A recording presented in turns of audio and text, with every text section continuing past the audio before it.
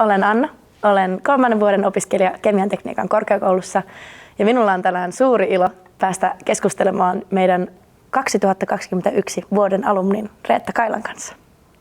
Reetta, mitä sulle kuuluu, mitä sä teet ja kuka sä oot? Kiitos Anna. Hyvää kuuluu ja teen paljon kaikenlaista.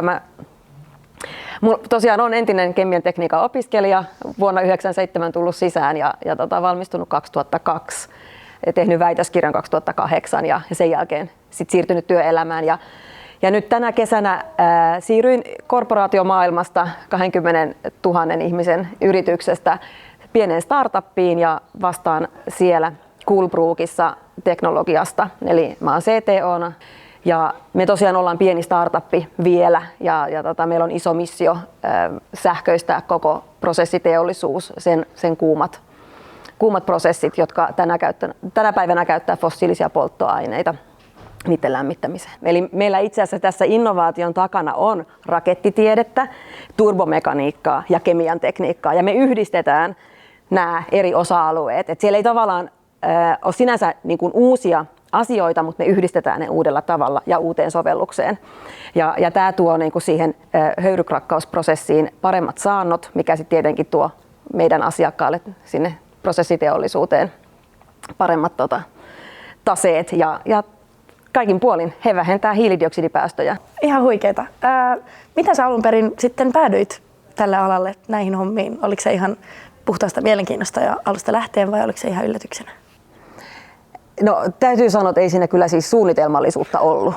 että mä olin lukion jälkeen jotenkin, mulla oli sellainen mielikuva, että mä menen lääkikseen ja mä luinkin niitä pääsykoekirjoja, mutta varmaan sitten tavallaan motivaatiota ei ollut siihen kuitenkaan riittävästi ja sitten mä tein aika viime hetkessä päätöksen, että mä menen TKK:lle, nykyinen Aalto, että se on oikeasti mun paikka ja sitten se pääainevalinta tai lafkan valinta oli sitten aika semmoinen niin kuin intuitiolla päätin hakea kemialle, eikä mulla ollut kyllä missään vaiheessa minkäänlaista visiota, että mitä työtä mä tuun tekemään.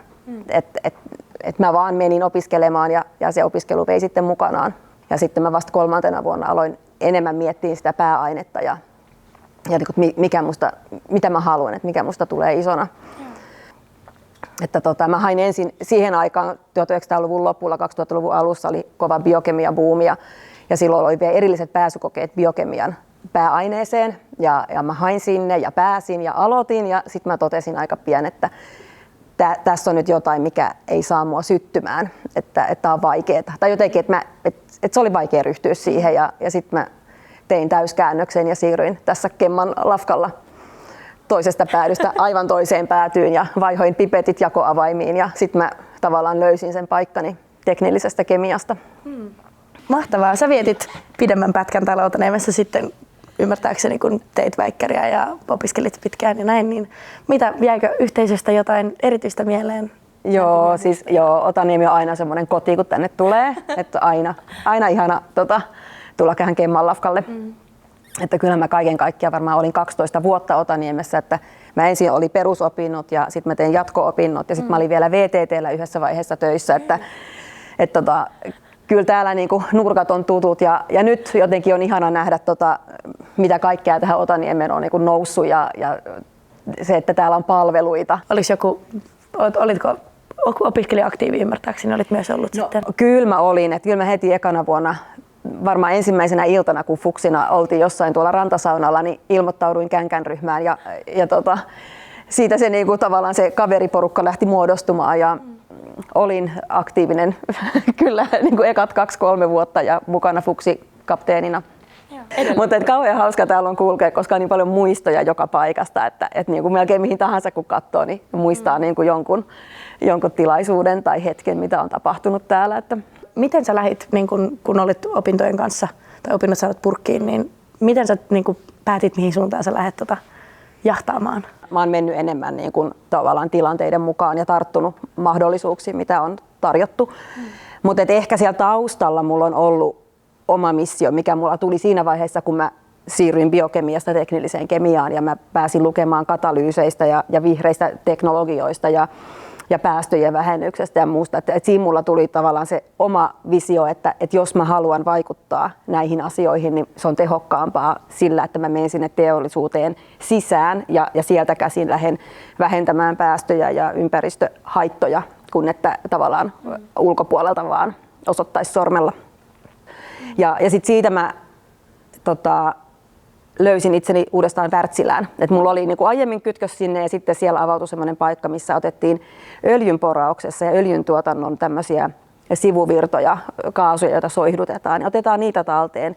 Sitten se vei eteenpäin maakaasuun ja nesteytetyn maakaasun pariin. Mä oon ollut siellä myyntipäällikkönä meriteollisuuden puolella myymässä näitä LNG-järjestelmiä laivoihin ja kiertänyt Aasian telakat myymässä niitä. 1,5 vuotta sitten siirryin vielä uudestaan Wärtsilän sisällä niin kuin kokonaan sieltä meriliiketoiminnasta energialiiketoimintaan ja voimalaitoksiin. Ja sitten hyppäsin tähän mun nykyiseen, että dekarbonisaatiota maalla ja merellä ja nyt sitten raskaassa prosessiteollisuudessa. Että kaikki, missä poltetaan fossiilisia polttoaineita, että saavutetaan 1000 asteen lämpötiloja, niin tavallaan ne on niitä hiilidioksidipäästöjä, niitä isoja päästöjä, joita niin kuin teollisuudesta tulee, ja ne on leikattava. Mutta kuitenkin meidän pitää mahdollistaa teollisuus, että me tarvitaan niitä kulutustuotteita. Mutta enhän mä tämmöistä olisi voinut osata visioida mitenkään, että niin kuin näin minä urani luon. Että se on vaan tullut tilanne toisen eteen ja sitten niihin on tartuttu. Varmasti inspiroivaa myös nykyisille opiskelijoille. Onko sulla jotain vinkkejä tai neuvoja antaa heille sitten, kun miettivät omaa urapolkuaan ja tulevaisuuttaan täällä korkeakoulussa?